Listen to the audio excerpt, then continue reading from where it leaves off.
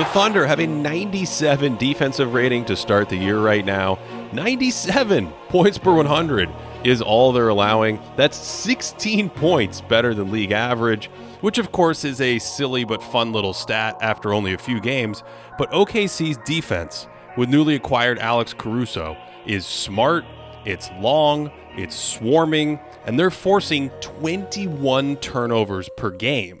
Yes, that's unlikely to hold, but those are numbers we haven't seen from any defense since the 1980s, and OKC is both big at the rim with Chet Holmgren, but is also playing Caruso or Lou Dort as center in these crazy micro ball lineups.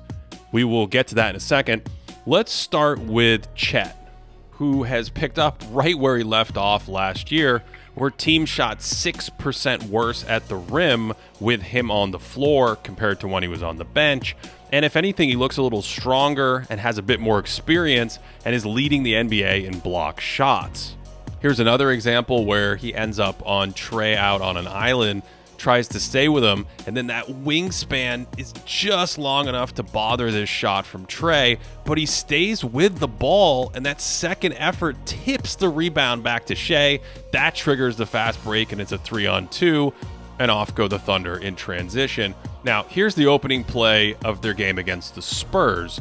Note that Holmgren is not on Victor Wembanyama. He's guarding the non-shooter Jeremy Sohan, so he can roam, while Jalen Williams guards Wemby, which makes what happens here even more insane. Not just the deflection, but that second effort for the block.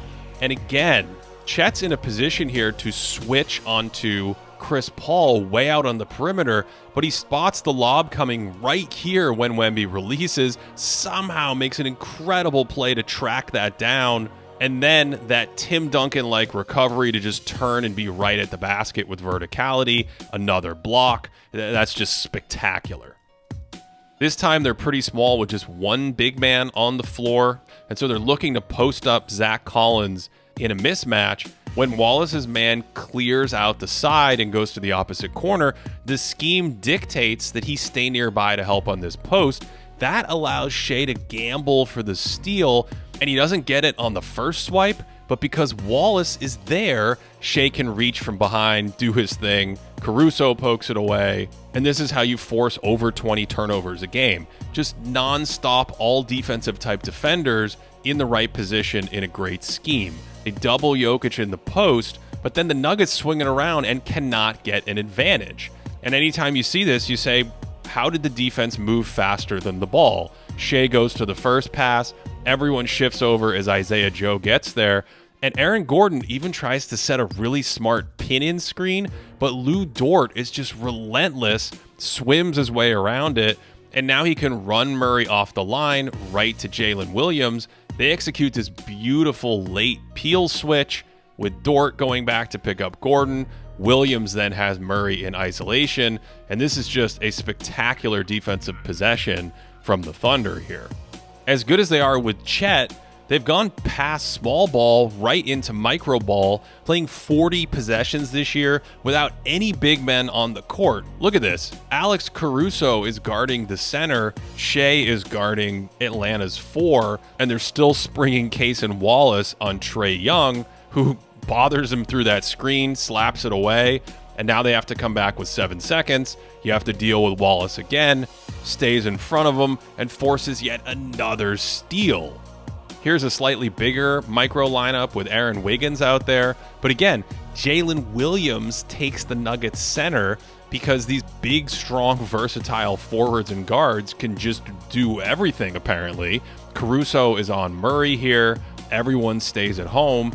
And I love how interchangeable these micro lineups are, because here you put Caruso on the ball against Trae Young, and then you can switch Jalen Williams onto him. Meanwhile, Lou Dort is guarding the center in this lineup because of his low base of strength that works against certain players. So depending on the opponent, this is both incredibly versatile, but also kind of nasty to deal with. Now Dort is out on Chris Paul at the point of attack.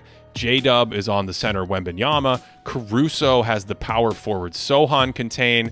They have Cason, Wallace guarding the other big forward Harrison Barnes. And the result of the play is this swarming defense, and you'll never believe this, another turnover for Oklahoma City, although this one they technically gave back.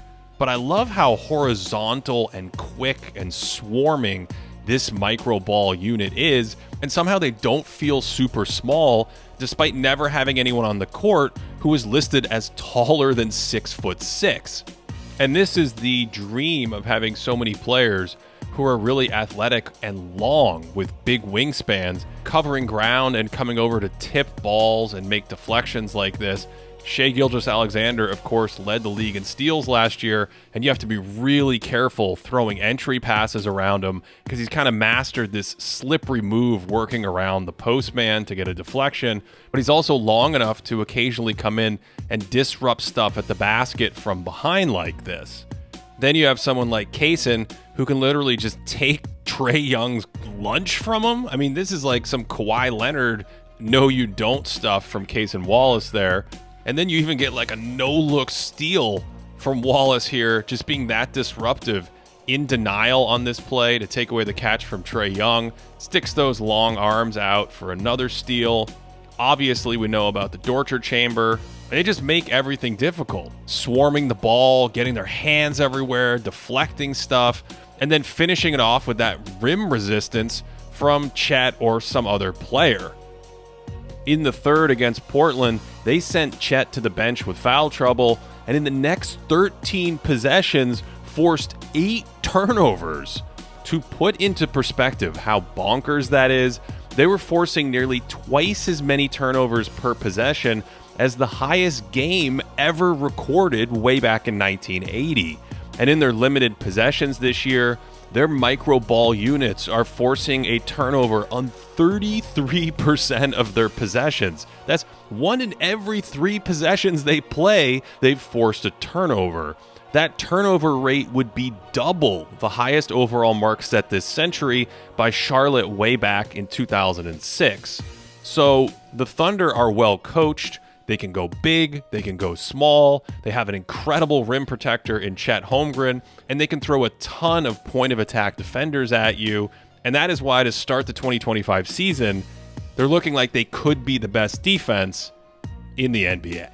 For the full version of this video, become a channel member. Members get every video we make ad-free and private community posts with my quick-hitting thoughts throughout the season that can turn into videos or podcasts. To access our team and player stats throughout the year, as well as our vibrant Discord community, check out patreon.com/thinkingbasketball. That's also just a great way to support us in general.